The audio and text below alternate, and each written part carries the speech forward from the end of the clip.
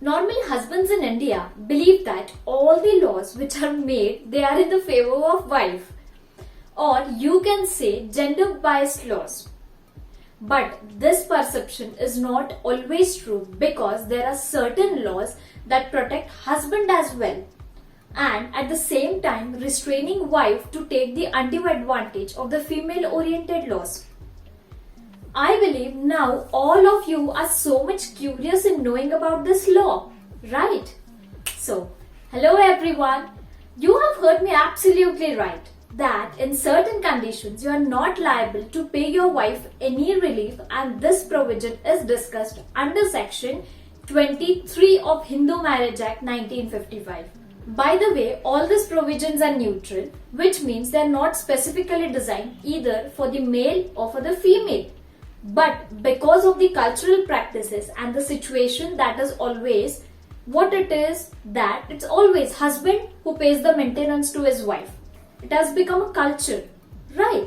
So keep in mind, section 23 is applicable for both husband as well as wife depending upon the situation. Remember, depending upon the situation. As I said before, section 23 talks about the principles of the court and also about the conditions on which court must get satisfied to pass the decree. It means section 23, it talks about the bars to the matrimonial relief. Bar means specifically restraining to provide any matrimonial relief. The guilt or the fault theory of divorce established the dichotomy of the guilt and the innocence.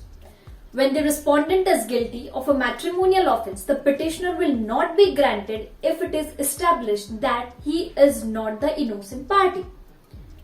This simply means when the respondent is guilty and the petitioner is also guilty, and when they won't be liable for any matrimonial relief.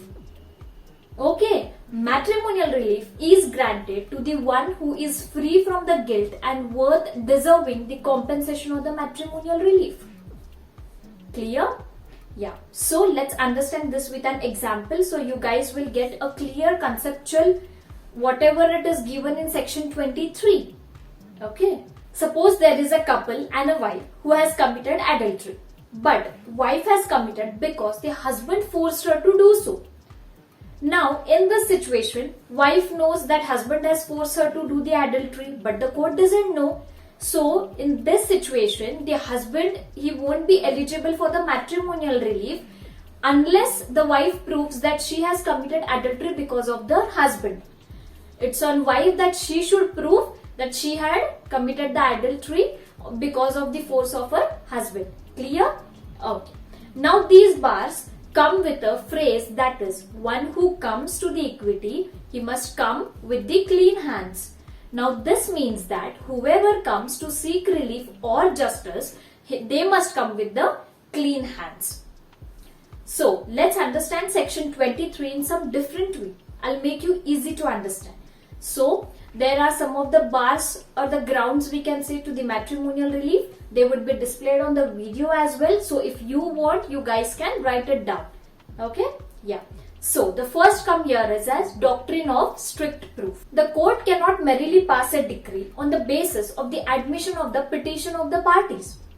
The court may refuse to pass a decree for the judicial separation if it is felt that it was the violation of the requirement of the doctrine of the strict proof which is enacted in section 23 clause 1. The second comes is taking advantage of one's own wrong or disability.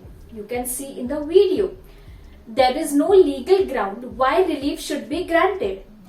If petitioner is directly or indirectly responsible for the respondent wrongful act, then the petitioner cannot be granted the matrimonial relief. Clear? Okay. According to section 23 clause 1a of Hindu Marriage Act, the court bars grant of relief if the petitioner is anyway taking the advantage of his or her own wrong of disability for the purpose of such relief. For example, when the husband is guilty under his wife's adultery, then he cannot appeal for divorce, as we saw in the above example. Alright? Third comes is the accessory. Under the Hindu Marriage Act, Special Marriage Act and Indian Divorce Act, when the petition is filed on the ground of the respondent's adultery, accessory may be tried. Now, what is accessory? See, it is a usually term which is used in the criminal law. Correct? You are studying, you know it very well. It indicates the active participation of the petitioner in the crime of the respondent. If such participation is proved, then the petitioner cannot get a decree. Simple, clear? Okay. The fourth bar comes as connivance. Now, what is connivance? It is same as an accessory, but there is difference between two. The difference between two is that in accessory there is active participation by the petitioner in the guilt of the respondent, but while in connivance there is no such participation. Okay, to constitute connivance, express or implied consent is necessary. When the petitioner agrees with the proposal of the respondent to earn money by illicit intercourse, then the petitioner is guilty of the connivance. It is a bar for matrimonial relief to the offense of the adultery only. In this, indirectly, husband gives an opportunity or gives the consent to his wife. This is all about the connivance. Clear? Alright. The fifth point, that is condonation. Now, what is condonation? It's applicable to the matrimonial offenses of adultery and cruelty. Condonation includes two essential components. Remember, that is forgiveness and reinstatement. Easy, remember two components, that is forgiveness and reinstatement. Condonation is the reinstatement of the partners who have committed a matrimonial offense with the intention to repeat it in the future of his or her matrimonial position. It is a consequences of the acts. Clear? The next bar, that is about the collusion. Do anyone know about collusion? Yes? Anyone? Okay, see. Under section 23(1)(c) of Hindu Marriage Act, under section 34(1)(d) of Special Marriage Act, collusion was a bar to all the matrimonial reliefs. But the act abolished collusion as a bar to the position for a declaration that marriage is null and void under the Hindu Marriage Act but not in Special Marriage Act. Clear? See, remember why I asked you this question? Because it is not under Hindu Marriage Act, but this bar is there in the Special Marriage Act. Alright? Yeah. Now comes to the improper and unnecessary delay. In Hindu Marriage Act, under section 23 clause 1d, improper and unnecessary delay is a bar to relief in respect of all the matrimonial causes. Case law. Write down the name of a case law. Niromo versus Nika. There is a 11 years delay in filing the petition by wife. Now see the reason which is given. She gave an explanation that she kept all along and had no intention to file the suit for her husband's harassment, which began soon after she got the property inheritance from her father. And this was accepted as a reasonable explanation to delay. Clear? The last bar, that is the other legal grounds. Under section 23 clause 1e of the Hindu Marriage Act, it is a general bar which is applicable to all the matrimonial reliefs. The act of cruelty done without any intention is which causes injury or the hurt to the victim, then it is considered as a cruelty. So, I hope you all must be clear with the bars to the matrimonial relief. So, moving forward, let's understand section 23 clause 2. The Amendment Act of 1976, it has cast a duty on the courts to make an endeavor to bring about the reconciliation between the parties to the marriage.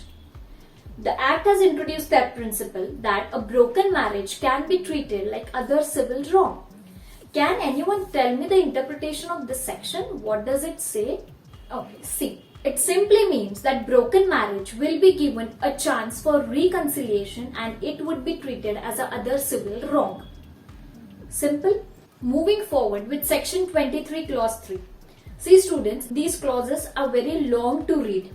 Right? And even you all get confused. Even I was getting confused when I was a law student. So I'll tell you the simple meaning, what it says. Okay? See.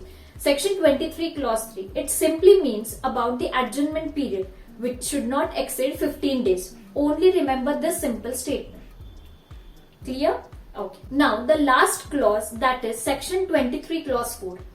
Now see, this clause, it talks about very easy thing. See, this clause talks about the copy of the divorce decree. Now, when the divorce decree is granted by the court, the copies are being given to the parties. Right. So you need to remember this, that this clause talks about the copy of the divorce decree which should be given to the parties free of cost. Simple?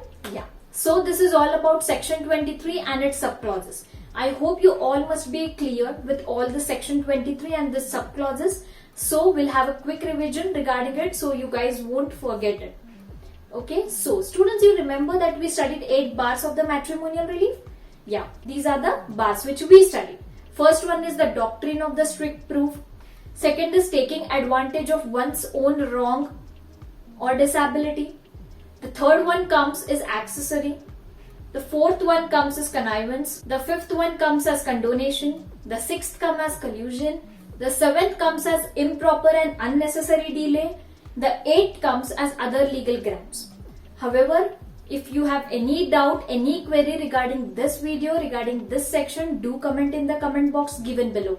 Take care and stay safe. Thank you.